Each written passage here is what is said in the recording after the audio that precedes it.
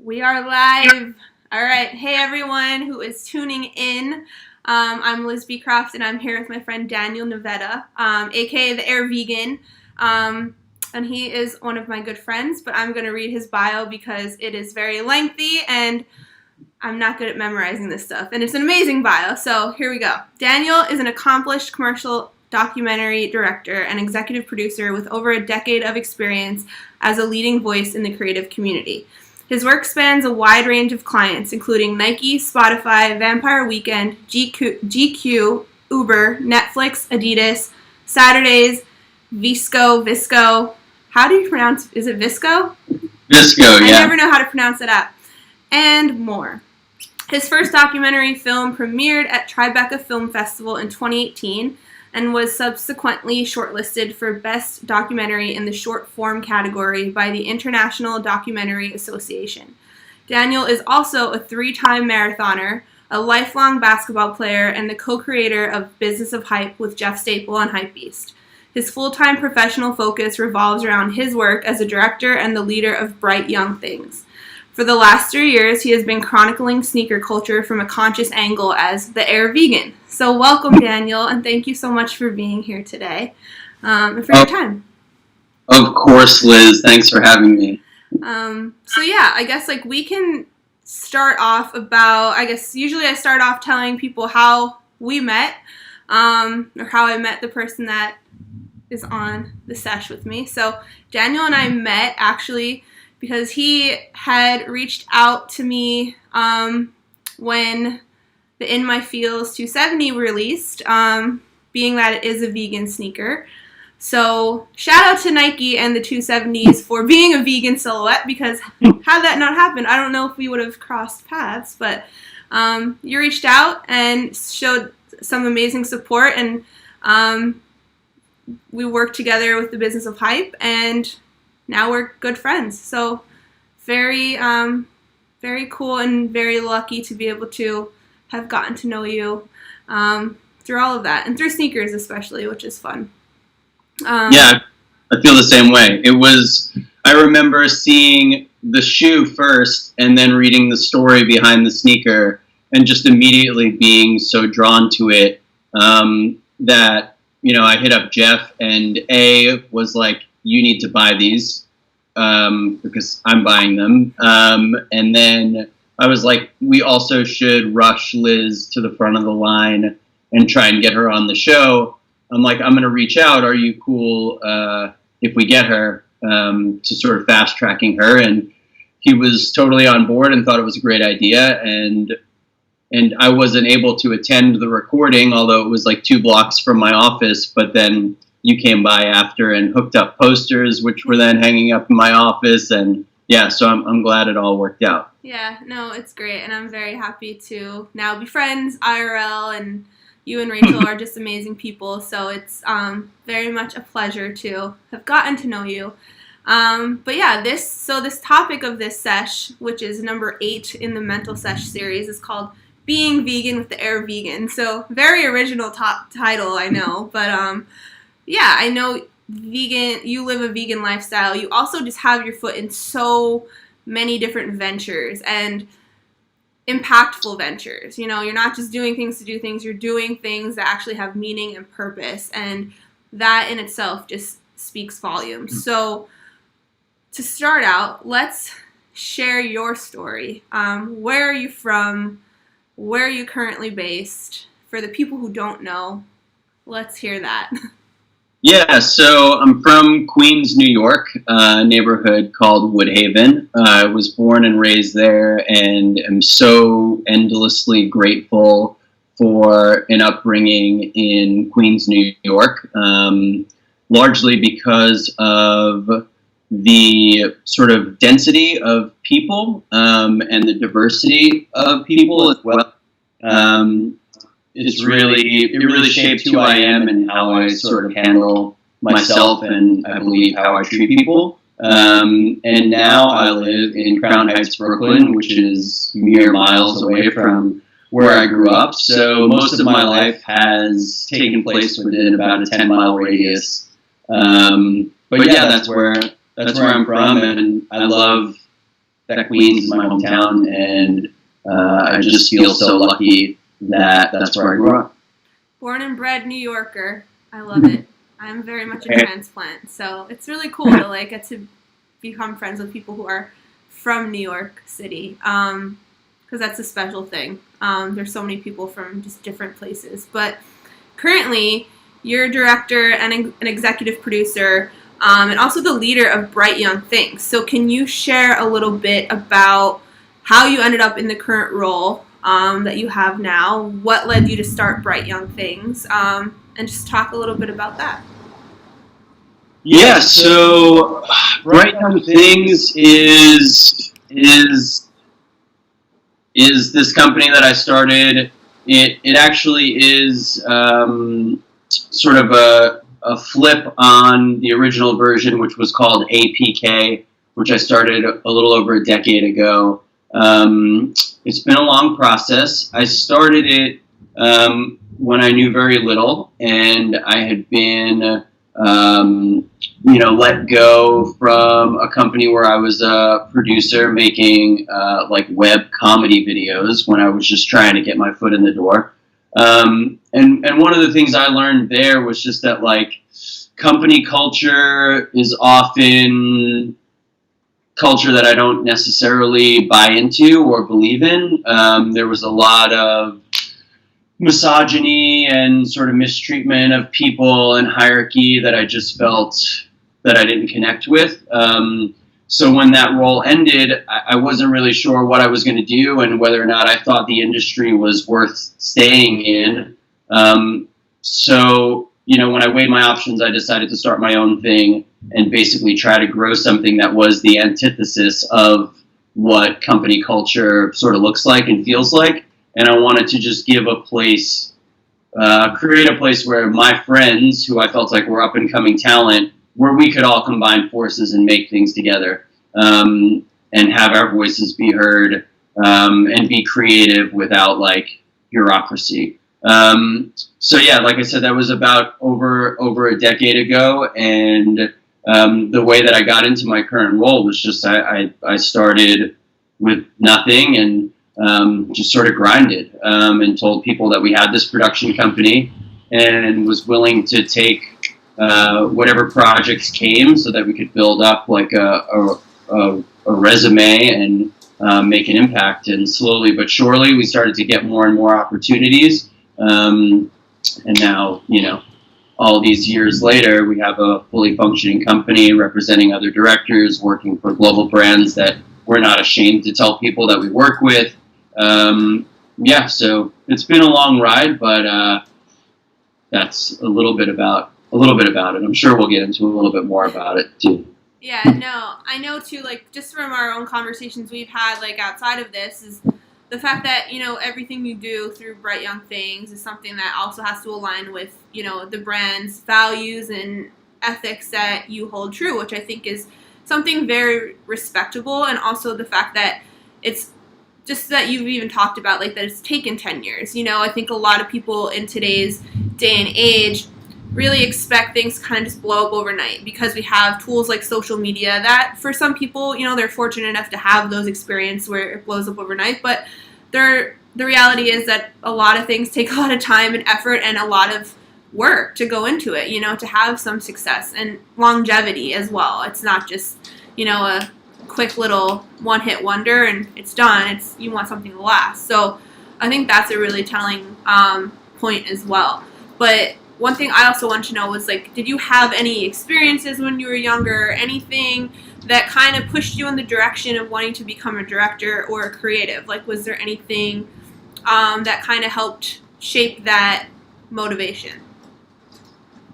Yeah, I think that it was an accumulation of a lot of different interests, just sort of coalescing at a certain point. Being interested in basketball and being just sort of a fan of the marketing of basketball in the mid-'80s and '90s. I think that in a way that definitely shaped my mind about creativity. And then playing sports and being a leader on on a basketball court or on a baseball field. I think that sort of tied into my, tendency to want to be a director. And then as time sort of went on, I ended up getting into music for a while and doing that as a young man. And when we needed to start making music videos in the time of MTV and MTV2 playing music videos, then those opportunities to make music videos, I think, was what started to really make things come together for me, like having that experience of writing a treatment but not really understanding what it was just because we didn't trust anybody else to make something for us. And then years later, when I was trying to figure out what to do with my life, when I finally got the opportunity to start at the bottom in film as a production assistant, I quickly realized that all of these things, this opportunity was the one thing where I could put all of those pieces together. And then once I learned, what was going on the field, essentially, in commercials, then I was able to figure out how I could lead a team and become a director. So it wasn't school, and it wasn't anyone sort of taking me under their wing, really. It was just sort of like living and trusting my instincts and being curious and continuing to push myself to not be afraid to try new things, and then stuff started to just gel. Absolutely. And I think, too, with, I had Jamerson Green on an episode, 2 or 3 episodes ago, and we were talking a lot about leadership, and something he brought up was the idea of being able to show vulnerability and be vulnerable, because a true leader is someone who can be vulnerable amongst the people that they're leading. And so, not only were you vulnerable on the court as an athlete, but also in real life, you're willing to take chances, you're willing to kind of put yourself out there and, fall on your face if needed, but learn from that and keep going. And not only are you a leader in the creative film realm, you're also a leader on the gram as the Air Vegan, someone who showcases and kind of you really created your own lane with this, because you're like one of the first people that I've ever, probably the only person that, to my knowledge right now, that is really focusing on sneakers and a vegan lifestyle and how those two merge. So I guess my first question would be, what or when did you start incorporating a vegan lifestyle into your life or your routines of your daily life, as well as talking a little bit about sneakers? How did you get into sneakers, or when did you start collecting, loving sneakers? Yeah, so I think we'll start chronologically at the sort of in the earlier part of it. So, I mean, I got into sneakers, and I'm dating myself, but I got into sneakers with a pair of Converse Weapons, which the Lakers colorway, in 1986, when I was in elementary school. And it was definitely an odd sneaker for a kid in Queens to be wearing a purple, yellow, and white pair of sneakers when I was still basically wearing pretty basic chinos to school. Like my mom, I didn't really have a style yet at 6 years old, but when we went to the store to get my sneakers for the year, that was the pair that I bought. And I just felt like it was an extension and a point of expression for me. And so, that was first grade, and that was the spark for me as far as getting into sneakers. And then from there, every birthday and every Christmas, I would ask my parents to combine their gifts so that I could get a pair of sneakers that I really wanted. So twice a year, I'd get a pair of sneakers that I really, really, really was hyped on, that I loved to analyze all the details on. And so that, from first grade to where I am now, it's always something that I've really cared about, been hyper curious about what the performance elements are, what the design elements are, how the colorways work, what the materials feel like, etc. And then as far as transitioning to a vegan lifestyle, it was about 6 years ago that I decided to cut meat and dairy out of my life. And then pretty quickly after that, I sort of extended that and drew what I feel like was an obvious progression, that if I wasn't going to eat and consume these things for, a bunch of different reasons, which I'm sure we'll talk about, I didn't want to wear them either. And I felt like I just couldn't justify wearing animal products when I felt like there was no reason to eat them. And so, yeah, it's just sort of been this, like, I want to keep learning. I think that's what makes life interesting. If you see people in your life that are stubborn. I'm sure a lot of people see that within our families. And, I've seen it within mine, not necessarily my immediate family, but in my extended family. And I just always knew, I was the youngest, that I didn't want to be like people who seemed like they had a narrow point of view. And so I've just always challenged myself to keep asking myself if I'm doing the right thing, Yeah. And so that's sort of how the love of sneakers, eventually changing my lifestyle as far as like what I eat and consume and wear. And then researching vegan sneakers is truly a nightmare. It's way more complex than it needs to be. It does not feel like brands really have any commitment to it. You see certain small gestures here and there, but I think the industry needs an overhaul, sort of top to bottom. And yeah, so, as I started to do all this research to buy one pair of sneakers, it would take me an hour or 2 hours or 3 hours to feel confident in a purchase. Then I just felt like I needed to make this knowledge, free and accessible for people. And I felt like I was going to probably have 50 followers, but if it helped 50 people, that'd be fine. So yeah, I've answered in a little bit of a run-on manner, but yeah, no, it makes complete sense. And I love that. I think too, like, doing it for the greater good, because it is very confusing. And even just adding plant-based diet to your lifestyle, let alone living an entirely vegan lifestyle, I think is very challenging, and it's not easy. So for, the people who are actively living that lifestyle, who've been doing it for years, it's helpful. And for people like, me, who are just curious to learn and maybe going to dabble in that in the future, we'll see, who knows, but it's super helpful and it's super informative. And I think as far as the brands, having someone like you're doing a ton of research that, like, they should be paying people to do this. Maybe they do, I don't know, but they don't pay me. Well, you should get paid for it, because you're doing a lot of research on stuff. And I know we'll talk later about some of the things that, I've seen, at least you post on social media about, disparities between materials listed on one site versus the other and whatnot. But speaking of, like, some frustrations and things that arise in that, one of my other questions is on your whole journey, from when you were young to now, where you're at as far as film and directing and living the vegan lifestyle and sneakers. Have there been any standout moments, good things or bad things, or anything that you felt was really like a learning experience for you, or something that, highs or lows or losses or wins, anything that kind of helped shape who you are today and how we bounce back? Because something that I always say is healing's not linear. We always have those ups and downs.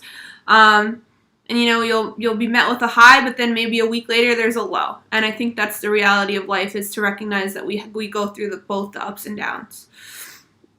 Yeah, I mean, and I just, before I even answer that, I just want to say that I so appreciate you and your willingness to have these types of conversations and normalize the challenges that we face and the struggles and the lows as well, because we certainly live in a culture that just promotes the highs, and lately we've seen that shift a little bit, but I do think that it has certainly not all been roses. And, for me to be where I am now, which is just at a place of peace, which is, I'm not like, DJ Khaled. But Lion. That's all I think about.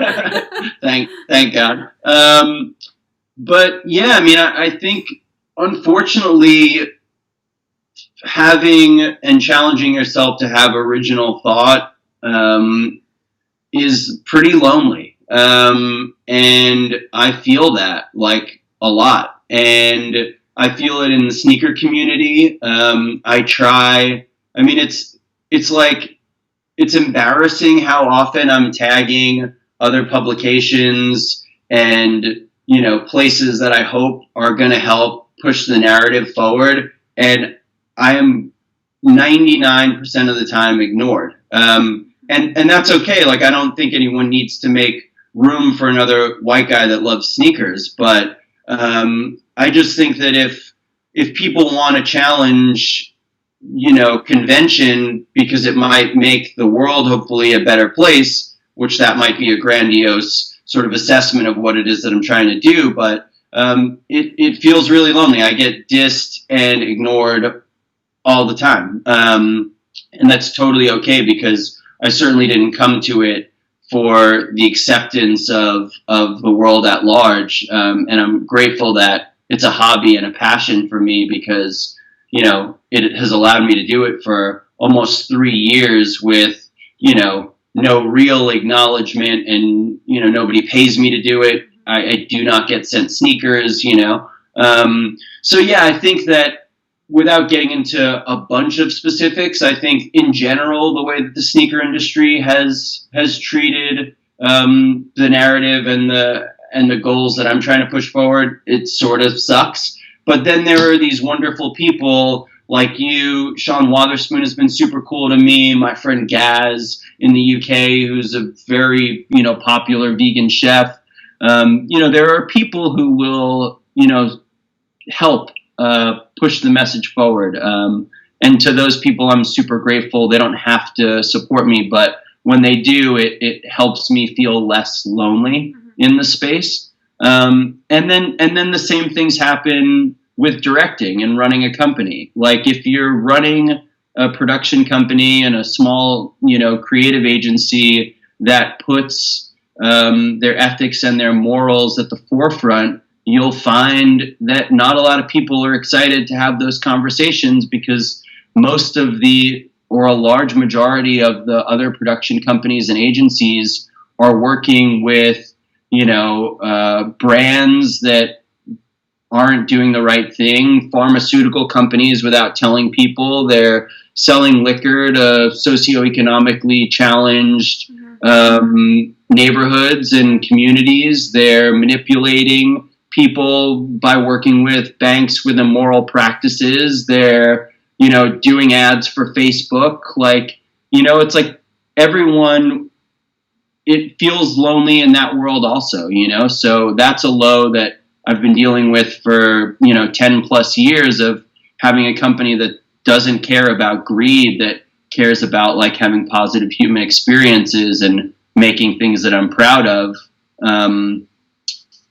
So it's like those are the lows, that believing in following your instincts and trying to do what's right is often like a lonely journey. And again, I'm not asking for anyone to cry, tears for me or play me a sad song, but it's just a shame that like that's not what we lift up. What we lift up is like flexing with 1,000 sneakers and look at my sneaker collection, and with no shame for how that overconsumption is impacting, the environment and just sort of like, so, I was once told when I got let go of the job that, was the catalyst for me to start my own company, that I should be careful about my ethics and morals in this industry, that they'll get in the way of me getting where I want to go.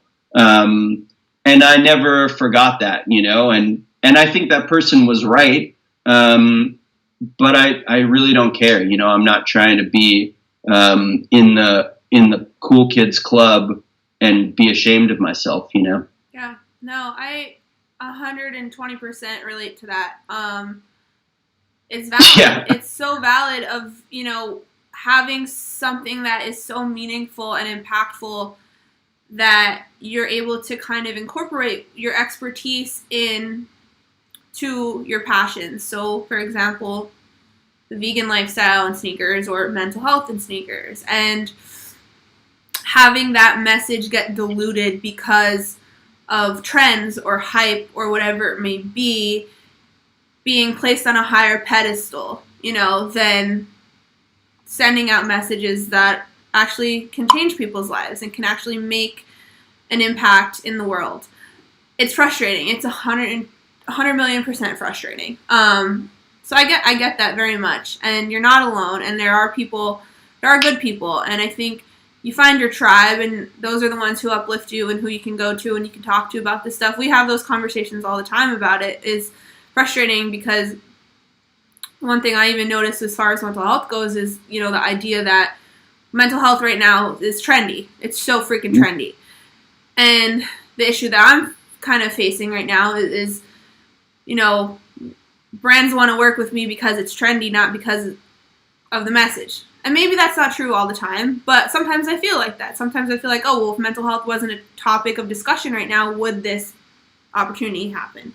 Or on the flip side, having to witness brands going after people who aren't qualified to be speaking on certain topics, and it's actually doing a disservice to the message that's supposed to be put out there in the world. So it's a really tricky path to go down, and it's not easy, and it's a true testament of your values, because it's really easy to sell out and say, well, screw this, I'm going to take the route that's easier and have some success with it because that's easier to do. But it takes a lot of willpower to stay true to what you believe in and, keep that 100. Keep just, talk about it and be about it and, 100% authentic, because you don't find that very often in a world of social media.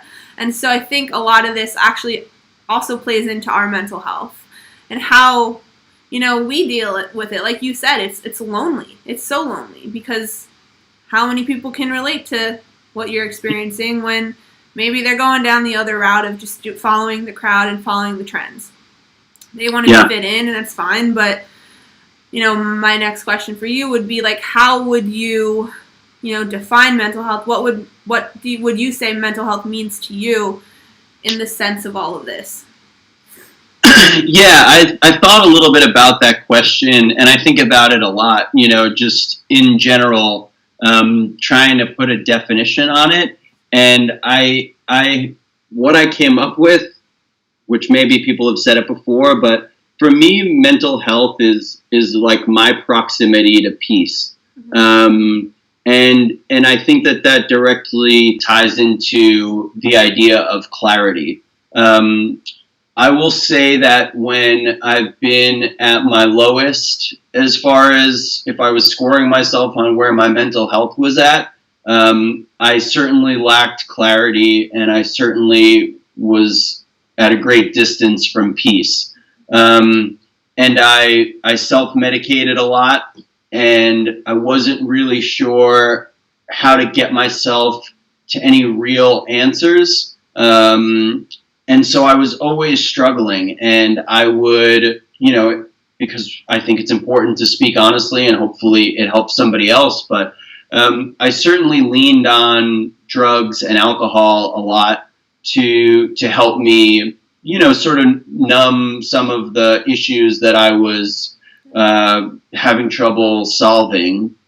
And when I decided a bunch of years ago to try an experiment of giving up drugs and alcohol, because I had spent so long consuming drugs and alcohol, it helped me get closer to peace. It forced me to confront the things that had always sort of haunted me from a place of clarity, which I had not really ever done in my life. When shit got tough, I would, spark up a joint, and that was cool, and it would help me, for finite amount of time, and then I would continue the cycle, and that cycle went on for a long time. And so I think that my mental health has tremendously improved with my sort of proximity to peace and clarity. And I think that those two things for me have been intertwined. And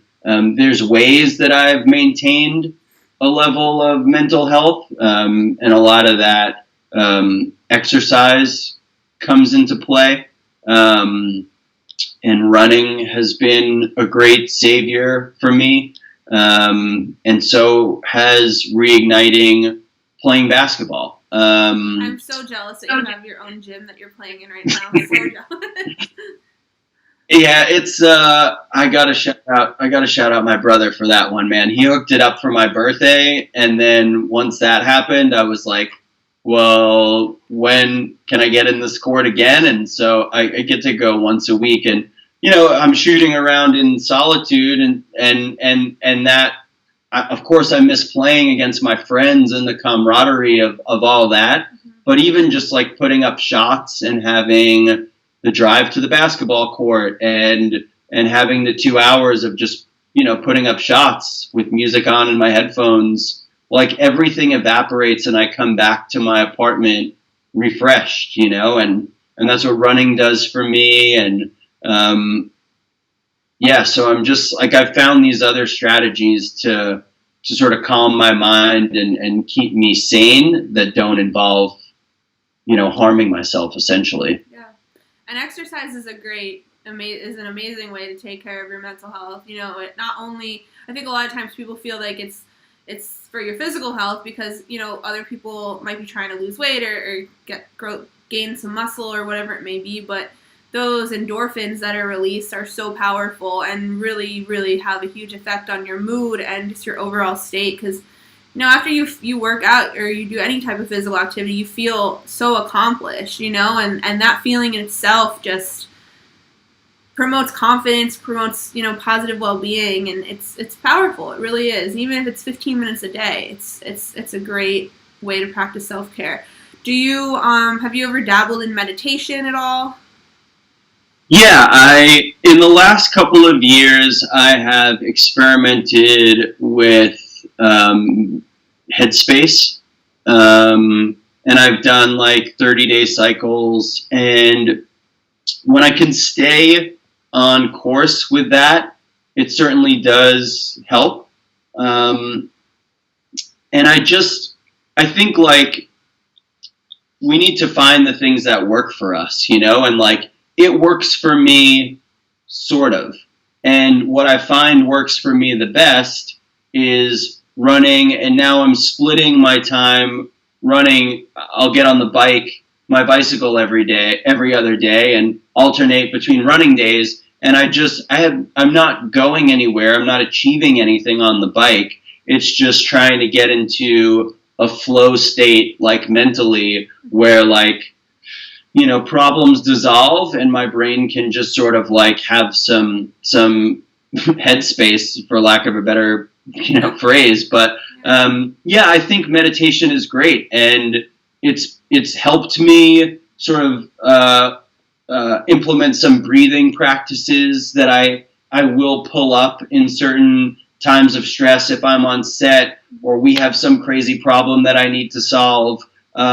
I do implement some of those strategies that I have learned from Headspace, but I lately don't find myself sitting still twice a day for 20 minutes at a time in meditation. But there are times in which it's worked for me, and I'm so grateful that for some people it's a part of their daily practice and it helps them solve a lot of things in their minds. It's just for me right now, other things are working, and I feel like we're always evolving and morphing, so maybe soon it'll pick back up. Yeah, 100%. And I think, too, the power of just having a side hustle, right? Like, I mean, you're the founder of your own company, so that's already in itself is something that is of ownership for you. But at the same time, having the Air Vegan, which is something that, like you said before, you're not making money off of it. It's more of a passion project for you. But I feel like that in itself, too, is a really great tool for your mental health to like invest time and just really hone in on this other passion that you have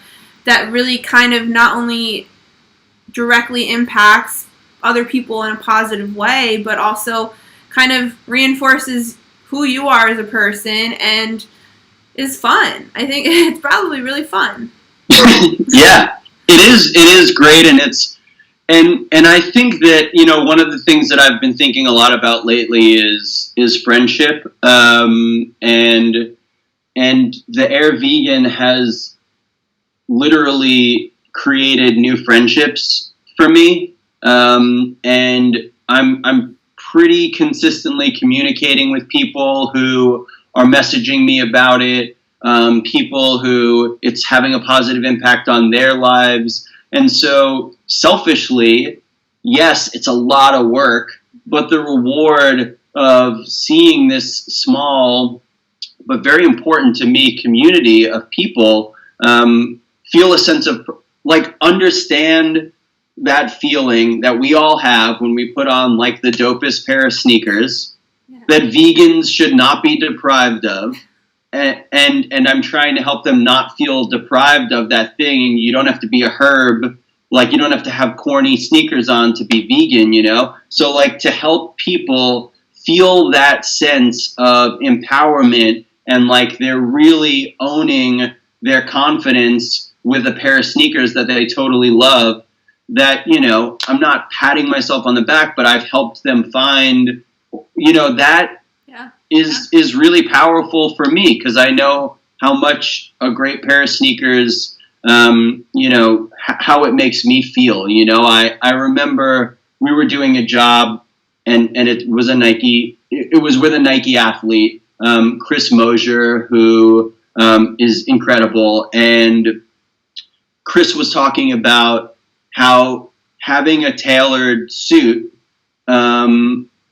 when he goes to speaking engagements, helps him feel like his fully realized self. Mm-hmm. That it's like that tailoring and feeling like he's in a suit that fits his body perfectly, like, allows him to do a better job of connecting with people. And that is what we feel with sneakers when meetings were a thing and seeing people in person was a thing. And I have to go meet clients, you know, for jobs, and I walk in a pair of sneakers that are, you know, someone in the room thinks are awesome or unique. That allows me to start storytelling, and I get to be this true version of myself amidst my professional identity. But so I think that it's just been fun for me to be a part of that for other people. Yeah, and there as many frustrations that we have sometimes with the sneaker community, there's a ton of great things about it. You know, like, for one, being able to have those moments where, you know, a pair of shoes can start that conversation and allow you to share a story or to bond with someone over a shared love of sneakers, or, you know, whatever it may be. Like, nostalgia. For me, it's a lot about nostalgia and memories that I have, you know, growing up with my family or whatever it may be. So stuff like that, like, really helps your mental health as well, because, you know, when in therapy, what I work on with clients is one of the interventions, if you're, you know, feeling anxious or depressed, like, doing safe space visualization, you know, so really closing your eyes and envisioning the five senses and where your happy or your safe place might be. And so for me, sometimes it's a Disney World, and sometimes for me it's thinking about memories of sneakers with my family. And at the end of the day, that those either or helps my mental health. And you have to be creative about it sometimes, but whatever works for you. And it's all about meeting people where they're at. And for some people, sneakers is where they're at. And so if you can reach them on that level to have those important conversations, even about, you know, the vegan lifestyle. So, like, another question I have for you too is what effects on your mental health has incorporating a vegan lifestyle has for you? Is that, did I word that right? Oh my god, I just spaced out. No, it's okay. I get it. If I get it wrong, then how does being vegan impact your mental health is what I'm trying to say here. Yeah, you know, it's interesting, like, a lot of the things that have improved my mental health is removing conflict from my life. And it sort of goes back to all the stuff that I've talked about, not making advertising that I don't believe in, not, consuming products that I don't believe in. And so I don't want to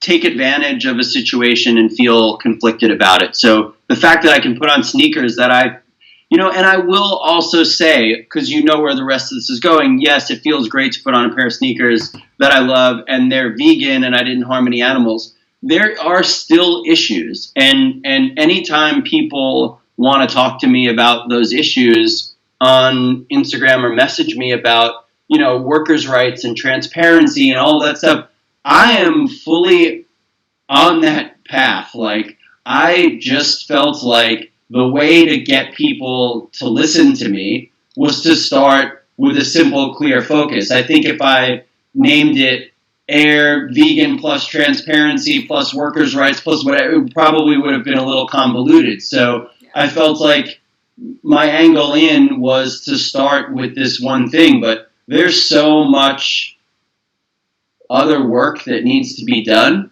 And so, obviously the box and design project that we just had rolled out before all this stuff started to take place in the world, and I sort of have taken a little bit of a step back, but that project speaks to, bigger ideas that I want to push into the forefront. And it was still super hard to get people to embrace that idea.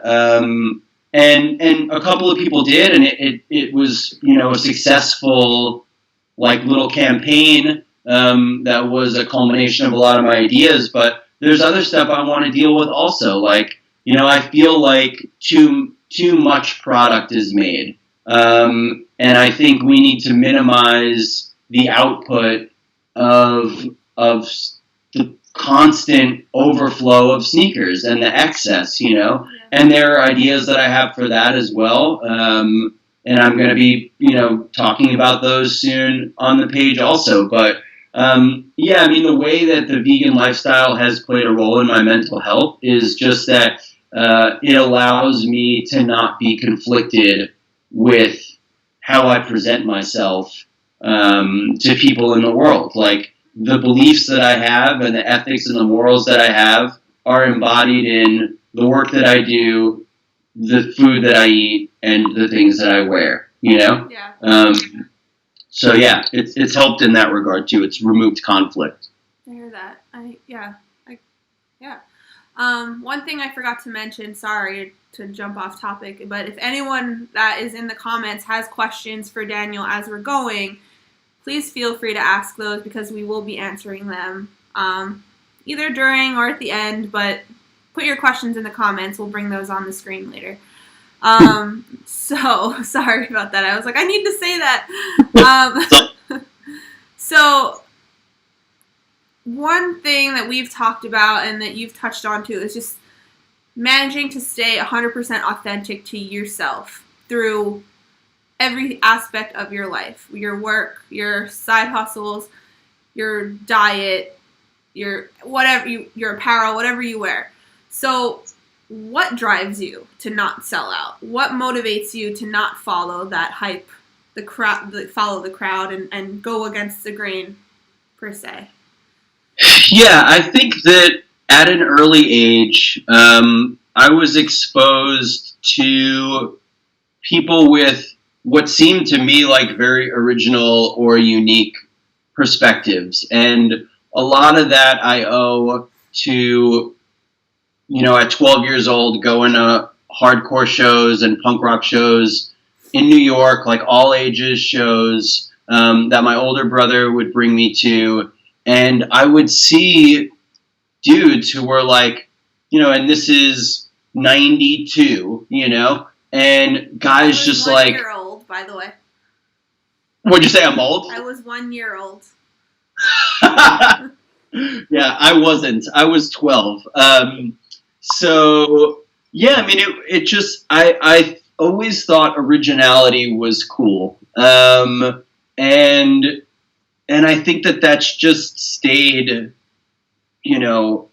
a priority for me. Is like, it's not I always thought the coolest guy at the show was, or the coolest girl at the show was the person who like had done original shit with their Dickies, or was wearing, like a pair of Simples or a pair of Vans or a pair of Airwalks that were just like shit I hadn't seen before. Or the way that their chain wallet was like set up. Like, I just like thought that it was the people who danced in a different way at the shows, like the people who sang in a different way, the people who had like the odd t-shirt with like the interesting color mix or whatever, who were screen printing their own designs. Or so I've always felt like originality is cooler than following the group. And so, I don't know, like selling out just never really felt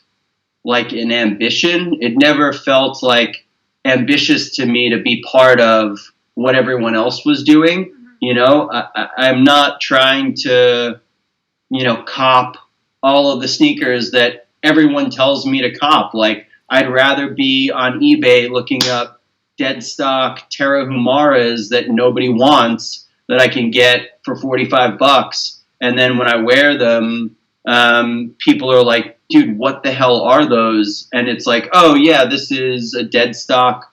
Like a lot of the shit that I will buy now is largely dead stock stuff that people don't really want, and that's totally fine with me. It's rare that I'm buying new sneakers these days for a lot of reasons, just to minimize consumption. And I'm happy to continue to tell people about new sneakers that are coming out, because I want people to feel like they have a place and that they can buy things that they really want. And I'm always steering people towards stuff to buy. Like, every day now I've increased my workload by needing to answer DMs for people of what's out that fits their lifestyle in this color. And hey, like I'm always trying to help and guide people. But yeah, I just think that originality is like a better existence for me. It makes me feel more interesting. I'm more interested in myself when I'm on that path. And if I'm just sort of like listening to what honestly strikes me, as opposed to what other people tell me is cool. Like, that's not the beacon of coolness to me, is like what everybody else got, Yeah, no, I hear you. I know there's something weird, like there's something that doesn't sit well with me when it's like what other people tell me to do. Like, I don't want to do I want to do what I want to do, not what other people tell me. And I'm always like that no matter what. Like, don't tell me how to live my life is kind of one of my mottos. But Elisa left a comment and she said, staying original and true to oneself was always the original ethos of streetwear, and it really is. It really is just being uniquely you and owning it and not being afraid to go against the grain, because that's how trends are set. You have those people who do something different and then the crowd follows them, and those are the true tastemakers. Those are the true leaders, So very true. You've also worked with a lot of brands, some amazing brands. Colin always shouts out the B&H video. He loves that. Big fan. He left a comment earlier. I think it was the first comment was about the B&H video. But like Nike, Spotify, VSCO, have you ever been faced with being asked to do something that just goes against your value system? And if so, like, how did you handle that? And, what ways could you navigate that situation for someone who might be, watching and trying to figure that out? Yeah, I've learned a lot of lessons about this one. I am very often in rooms with brands or clients that have an idea that to me feels misguided or inappropriate. And what I've learned, I wish there was an easier path to getting what I want, but what I've learned, or steering them in a direction that I believe is more appropriate, what I've learned is that before you can get to telling them what you think is right, you have to genuinely hear and listen to them and then explore with them from a place of dialogue, healthy dialogue, what it is that might not be appropriate about that idea. A straight up no never works. You know, if a client wants to cast something in a certain way, or they want the talent to do X, Y, or Z, or they want some certain scenario to play out that, you know, is inappropriate or insensitive, you can't you know, smack them on the hand in front of a room full of people and make it about you. It has to be about, look, like, let's think about what message we're communicating if we do that, and let's consider it from the other side. And when you can communicate in a friendly way about sort of raising awareness, then once you've done that, and everyone is listening and feels like they're a part of that conversation, then you can make a suggestion on what is more appropriate. And I've had it happen time and time again. And, you know, the track record of people being happy with the outcome is pretty bulletproof, you know? And then brands feel like they were a part of something that was progressive and insightful and keenly aware of something that they probably wouldn't have achieved on their own. So it's hard. There's a lot of bureaucracies a lot of bureaucracy to deal with when you're working with massive brands, and a lot of people are uncomfortable changing course in the middle of a project. But I think that people at the end of the day want to be heard.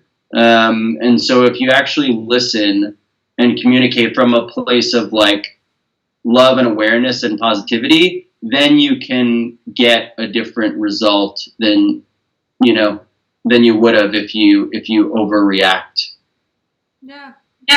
That's valid. And I think too, just being able, like you were saying, to not just say no, but explain why, you know, what about it is concerning, or what about it might be interpreted in a different way. And, you know, saying like, this is the facts right here. So yeah. And it takes a lot of guts to be able to do that. It's not an easy thing to do, you know, especially when maybe you're a younger creative, or you're worried about that brand just being like, all right, see ya then, you know, we don't want to work with you, or you might lose an opportunity. And I think in today's world, there's a lot of people freelancing, people who might be scared to stand up for those beliefs because, you know, a brand might just choose to go another direction with someone else. And it might happen, but at the end of the day, I guess it really depends on what's more important, you know, kind of not being true to yourself, or being able to sleep that night because you know you were 100% you and fought for what you believed in. And I guess, you know, it's a scale per se of, you know, what do you need in this time? Do you need to get paid? Can you do that? It's a lot of factors that play into it, but it takes a lot of guts to be able to do that too. It definitely happens, and I sympathize deeply with young creatives and young talent who stands up for themselves. You know, I see it all the time, and I think it's so courageous, and it's really hard, and you will lose certain opportunities, but it's like, you know, it's like, I'm going to mess up the Dr. Seuss adage, but it's like those that don't matter, you know, like, you know, it's, I mean, you get it. It's like, those that mind don't matter, or those that, yeah, I know what you mean. Those that mind don't matter, and those that don't matter, like, whatever, don't mind, or whatever the hell it is. But like, you know, it's like you have to shed toxicity to get closer to peace, you know? And that's in relationships, and sometimes that's with family and friends and professional pursuits. It's and sometimes with diet, you know, like shedding toxicity, like to be straight up, like my digestion and sort of the way that my body functions is tremendously improved once I got rid of a lot of things that my body was in conflict with, you know? So I think that, you know, applying that in a specific manner to all aspects of life is worthwhile. Yeah, I agree. Yeah, definitely. Getting rid of cutting the fat, essentially, and as my old high school basketball coach used to say. So going back to sneakers, are there any pairs specifically that are really meaningful to you or that you really, you know, value? Yeah, I think that it's not the coolest answer, but the running sneakers that, you know, carried me through last year's New York City Marathon, and all of the running sneakers that have been a part of the last, you know, 12, 13 years of me running since I quit smoking cigarettes and traded that for running, you know. I don't know, you know, I often think that I don't want to imagine my life without music and what playing instruments did for me and how that helped me find some peace and get over or through periods of depression. And I don't want to imagine my life without running. And so, yeah, I mean, like the Next Percent, the Vaporfly Next Percents, which are technologically the most incredible pair of sneakers I've ever owned in my life, that helped me run and achieve a goal of running a sub-4 New York City Marathon last year, like at 38 years old with surgically repaired knees, you know, like that was a dream come true for me. So, yeah, I mean, they're not like the sneakers I wear for a night out on the town, but they've had such a positive impact on my life. And I'm just so grateful that, like, you know, that energy return in those soles are a game changer. So, yeah, I mean, like, running sneakers are probably the most special sneaker to me. I mean, the first pair of Jordans I got, of course, but those are like obvious answers, you know? So yeah, I mean, I think I'd probably say the running sneakers that allow me to maintain, you know, a manner of like physical and mental health. Yeah. And that, I think, is so much cooler than just being like, yo, I got these shoes that Hypebeast told me were really cool and they're going to resell for so much money. So those are my favorite shoes. Like, that is so much cooler than that because, like, there's no substance to the latter, you know? So, yeah. Who would you say your support system is when you're feeling overwhelmed, depressed, anxious, whatever feels you're feeling? Oh, this one is so easy, and I'm sure you know what the answer is. It is my wife, Rachel, and God, throughout our whole entire, not God, he has nothing to do with it, but throughout our whole entire relationship, like, you know, love is so much about patience, and she has been so patient with me through my journey, and yeah, I don't want to sound like one of those. I don't want to sound, like unrelatable, but, you know, sobriety and love and patience, like, yeah, I mean, all of those things are tied directly back to her. And she hasn't killed me in quarantine in the last 3 months. And we're in this apartment together in Brooklyn. And yeah, she's just been so patient and loving. And I think we all hear stories about relationships where, you know, when one partner's having a tough time, the other partner leaves, you know? and she has seen me through a lot of peaks and valleys, and highs and lows, and with sort of a boundless love. So I don't want to drown everyone in how much my wife has loved me, but yeah, she's been the person that's done that for me. Shout out to Rachel. She's the GOAT. She really is. So. Yeah, she is the GOAT. She's the real MVP. She is. Let's see here. Let's go through my questions. We have some questions coming in. Do you want me to ask some of those? Yeah, let's do it. Okay. So one from Colin. I know that guy. Love that guy. What's one commonly used item that isn't vegan but is easy to cut out of daily life?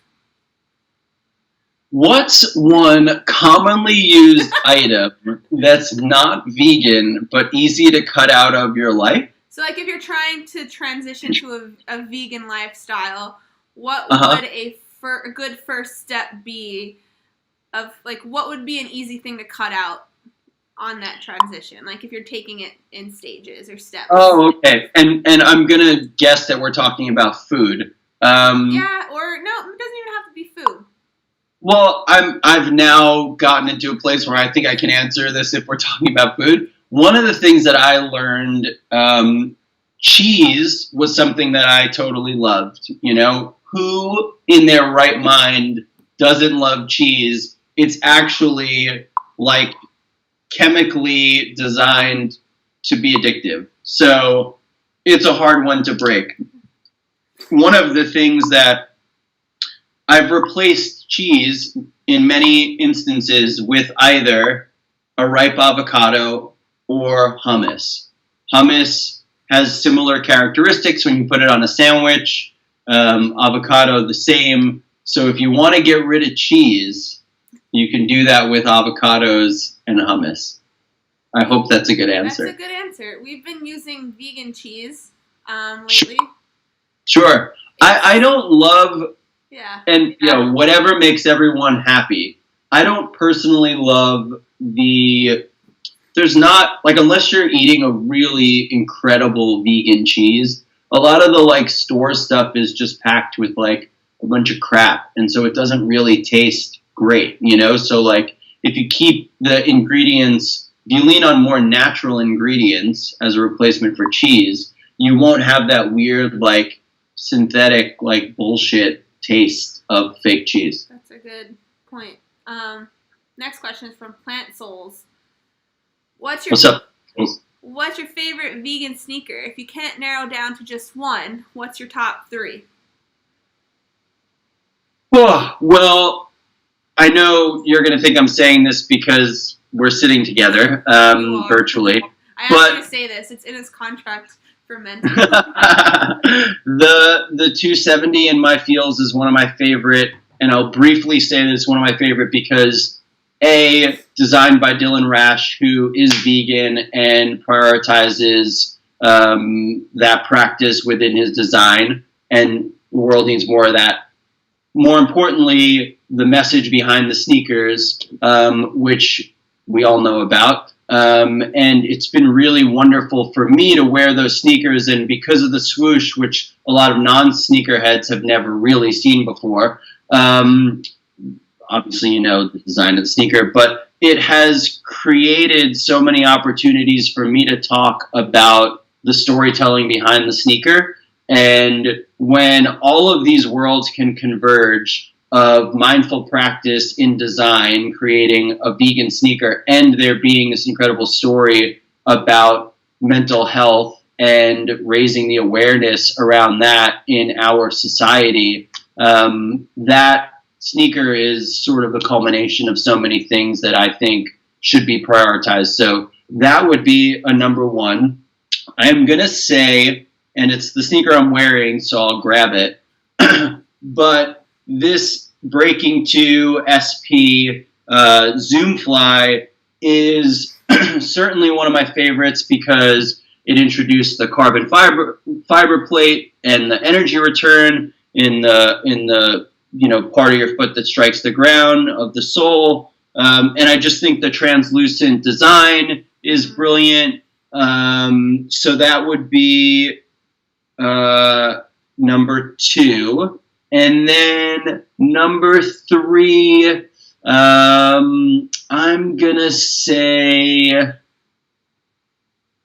that's hard. I'll go with the Jordan 1 Shadow KO canvas, because I think that one of the things that I've advocated for is that if you think about the Virgil 10 project, if that were done with mindfulness at the forefront and less impactful material, then we could have really raised the awareness all at once by taking these classic designs, reimagining them, and doing them with responsible materials. I feel like that one project could have changed the trajectory of sneaker culture, period, end of sentence. So I will say that the KO Canvas 1 is an example of taking a classic silhouette, using canvas instead of leather, and still maintaining like a total cool look. People always head turn with that sneaker. That's such a good point. And, now that you say that, like, I completely agree. And I think, too, like, Virgil has so many collabs now with Nike. It would be really cool to even reissue the 10 from a vegan perspective. That would be super dope to do. To kind of incorporate the Hypebeast culture in with the impactful messaging, as well as, just classic silhouettes that you don't typically see in vegan options. Sorry, go ahead. Are the Zoom flies vegan? The off-white Zoom flies? The off-white Zoom flies are vegan. Yes, I have vegan sneakers. Yeah, it's such an amazing shoe. Then they reissued them. It's crazy. Like, I walked into 21 Mercer and they were just sitting. And when they originally released, like, they just didn't fly off the shelf. Like, I might have walked in there a day or two after they came out, but I walked in and walked out with the shoe the first time they dropped. And then, like, a year later, they ended up reissuing them. And then they were part of the 10. And so then it was like a hot shoe.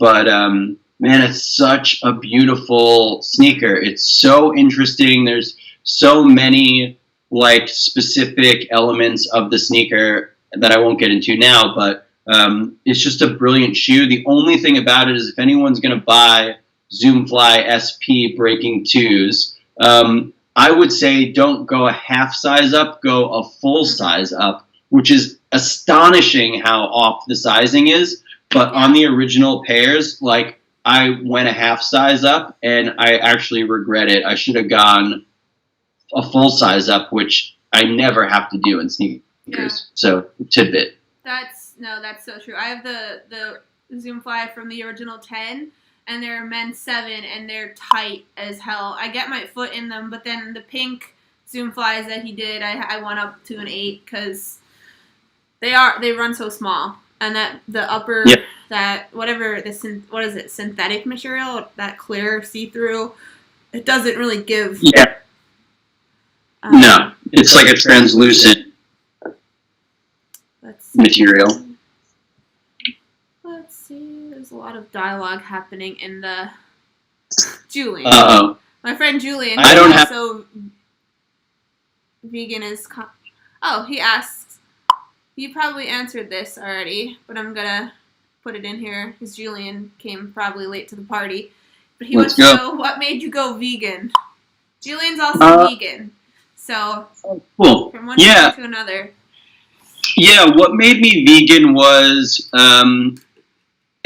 proximity to another vegan, but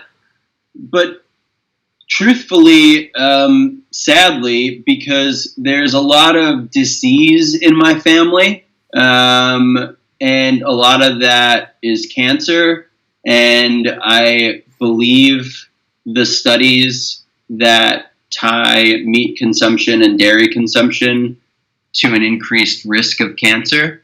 And so I think because I am enjoying being alive. I felt like I want to try and be around as long as possible now that I'm actually enjoying my life and happy.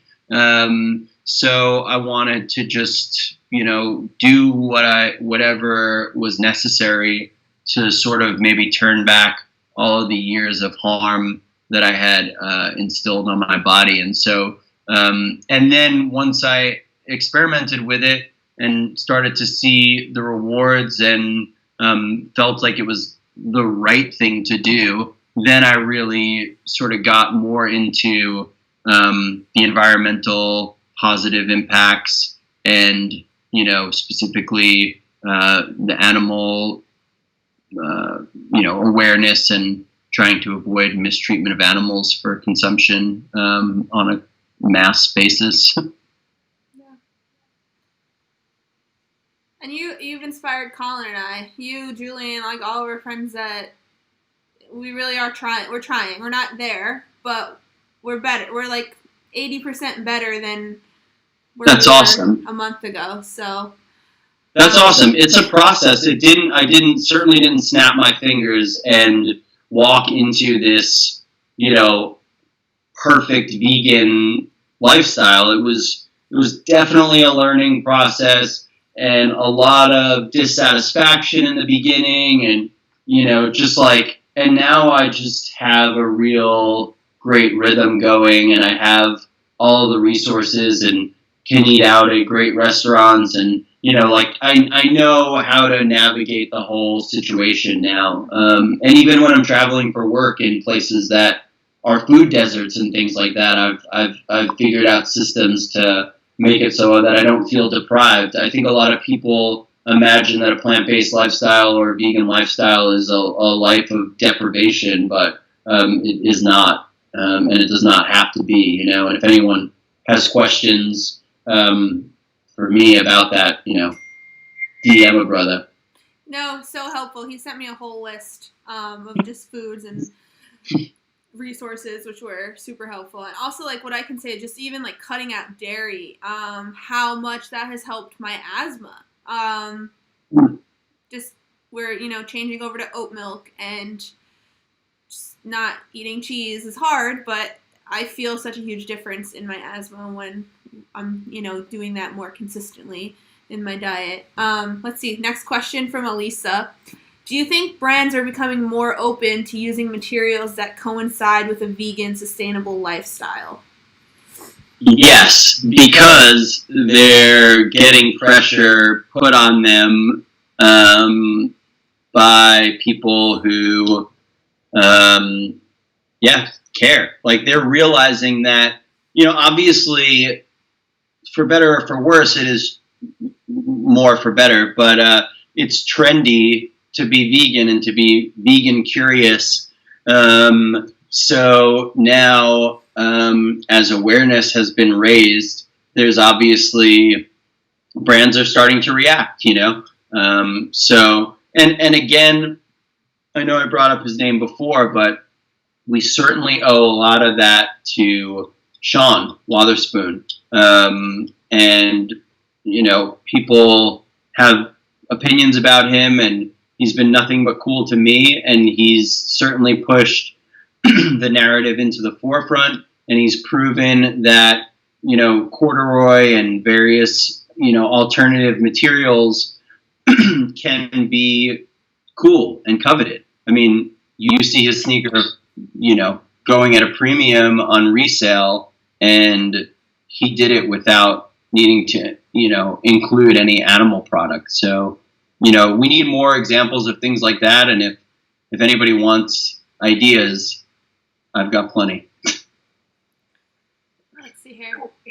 Roy asks, how do you approach communicating the sheer urgency of the topics you cover, such as eliminating animal agriculture, reducing our consumption, etc., and the personal accountability involved without alienating people? Yeah, I think that, it's a great question. I think I probably would have been vegan 25 years ago if the punk rock shows that I were going to weren't just showing the horrors of factory farming on a loop non-stop with like shit that you couldn't even look at, you know? And it was shaming anyone who didn't believe in a vegan lifestyle.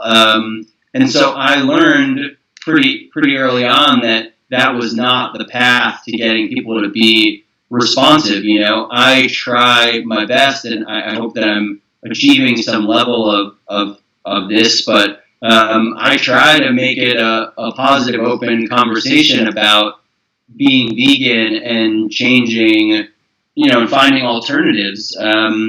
I think that you have to have these conversations from a place of sympathy and welcoming people, as opposed to being like running it like some sort of dictatorship, you know? It's like, yeah, that doesn't get people to come to the other side, you know? It's like, and it's conversion. It's like patience to get there, you know? And you have to be willing to go on a journey with people, you know? In a way, subliminally, the Air Vegan is showing people that, like, this can, maybe I'm delusional and the page isn't cool, but, like, this can look cool and be presented in a cool manner and show you cool options without harming the environment. And then when I like include projects like the box design project that I did with Roy Cranston, like, that is a way to sort of further the conversation. You know, you can't beat people over the head with these concepts. You have to invite them in with, like, look, cool sneakers. Hey, like, these things are great, right? Look at how awesome these designs are. By the way, have you thought about overconsumption? How much are you buying? Like, is there a better way for brands to be selling sneakers? Should we be looking at, you know, a different model for how many units get produced? Like, why is there always excess? Maybe shit shouldn't be going on sale all the time. If they made less, we would do less, you know, there would be less impact on the environment. Like, you have to bring people in with, like, the stuff that they want to see. And then when they're open and think that I'm a friend, which I am to them, then I can sort of include some of the other concepts that I want to talk about, you know? But I think if I was constantly hitting people over the head with that, the followers would diminish and no one would want to be there, you know? Then it would be PETA. Yeah. And in the therapy world, we call that motivational interviewing, kind of, essentially, but just basically showing people positives, you know, not necessarily saying if you don't do this, this is the bad stuff that's going to happen. It's more of, if you do this, these are the good things that will happen, you know, and really highlighting those positives and kind of motivating people to pursue that path. Because yeah, and I think it's also my duty to explain the ideas, the other ways that business can take place, the other ways that the other materials that brands can explore, the other ways to design the box, to demystify the information. You know, like, if I'm just shouting out that, like, this is irresponsible, then I should just get in line with everyone else who's shouting out that this is irresponsible. But if I'm coming at it with ideas that have some validity, apparently, like, people respond to them, then the audience stays engaged and the conversation progresses. Yeah, absolutely. We have one more question. Okay. And it's, there are limitations to become vegan when you're in a country where there are simply no vegan options. What is the most simple way to start?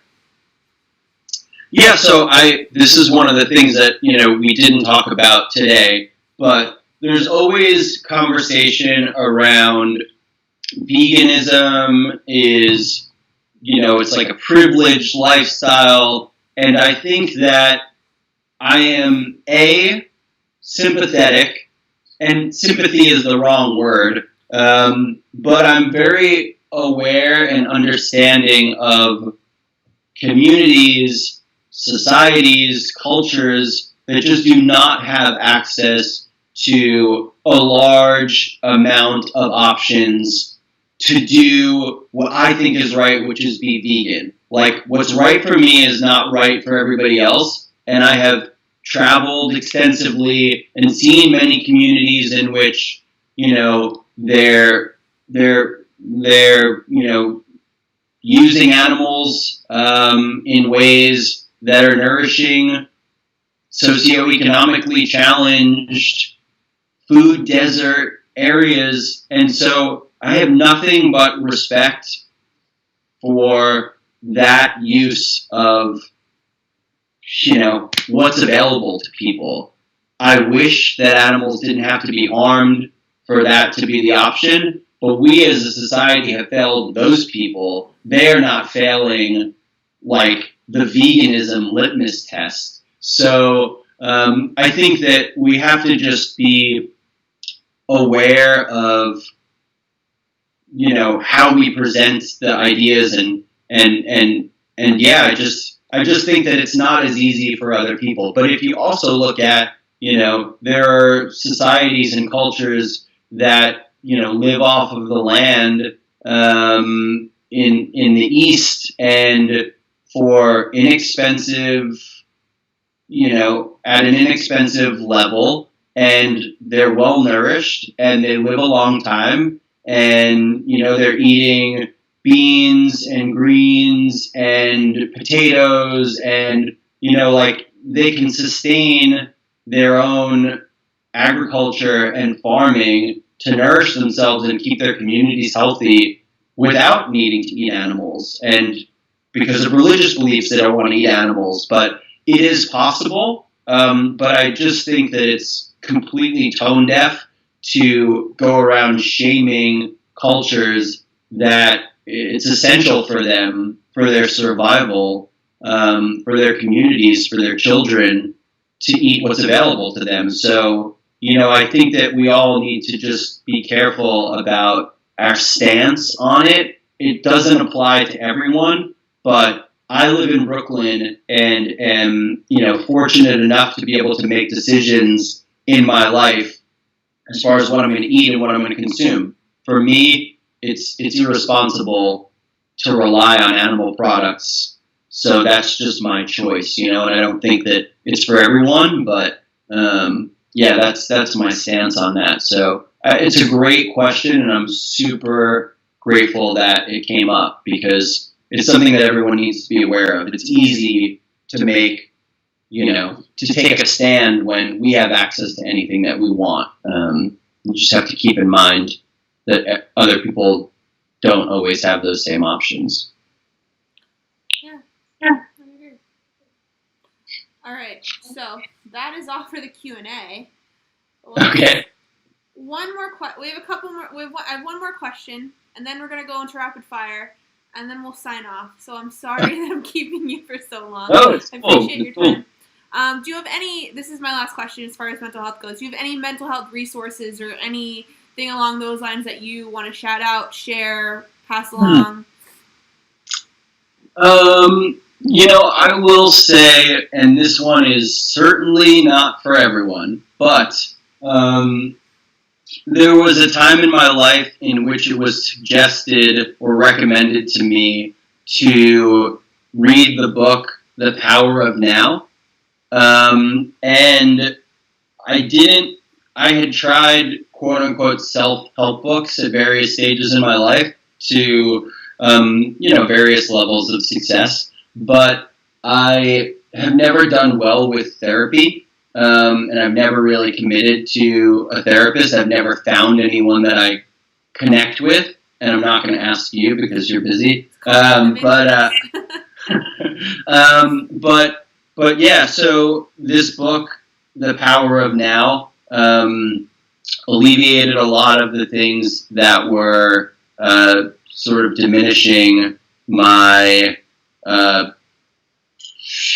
existence. And I listened to it as an audiobook. I bought it as an audiobook, and it was very helpful for me personally to hear someone else speak to me and narrate this tale. and for me to be able to pause when I wanted to pause. And yeah, it was definitely an influential and pivotal moment in my life. So I've suggested it to other people as well. The gentleman Eckhart Tolle narrates the book, and he has a thick accent. And so for me, it even helped that he didn't sound like a close friend or someone that I had grown up with. It wasn't like in an American English voice. So it felt like it was coming from this other world. So yeah, I mean, for me, that was a big breakthrough moment. I personally don't feel hyper equipped to make other suggestions for people as far as like mental health resources. I think for me, it's been exercise and stillness and being open to challenging myself to just try to get better all the time. Awesome. I'm gonna download that. I'm making a note on my phone to get it. Okay, you ready for the rapid fire round? Yes. It's not as rapid fire. It's more of like a medium fire, but here we go. Okay. What's one sneaker silhouette you would like to see more vegan options for? The Air Max 1, greatest sneaker of all time. Very cool. If you could play any professional basketball player in one-on-one, who would it be? I mean, come on. I'm gonna actually not say Michael Jordan.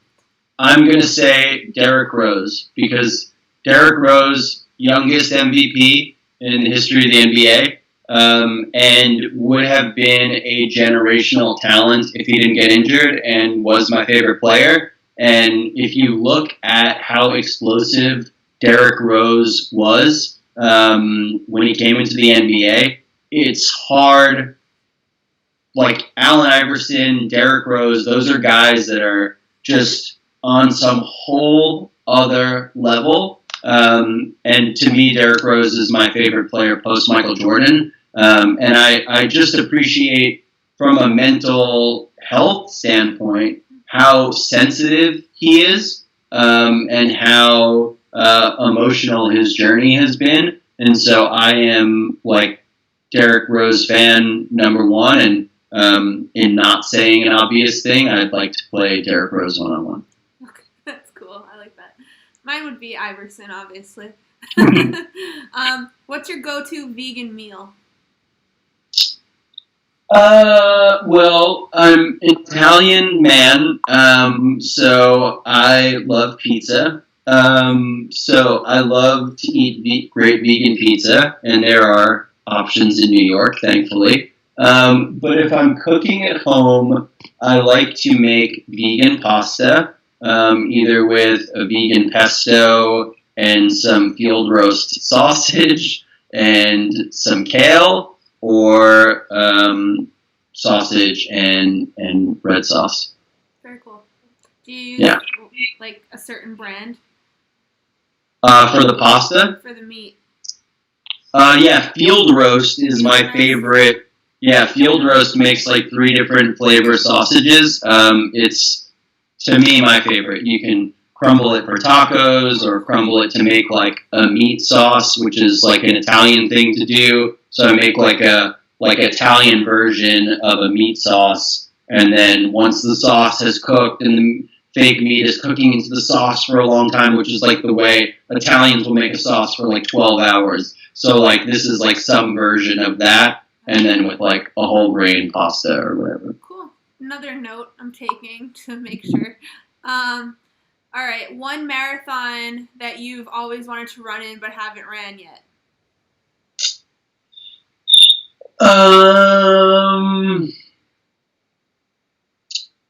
I guess London. That'd be cool. I would also love to run in Tokyo. One of those two. Probably Tokyo more than London. But any marathon I can finish with a smile on my face is a marathon I'm totally down to run. Let me know if you do Tokyo. I'll go to Disney. Disney. You go run the marathon.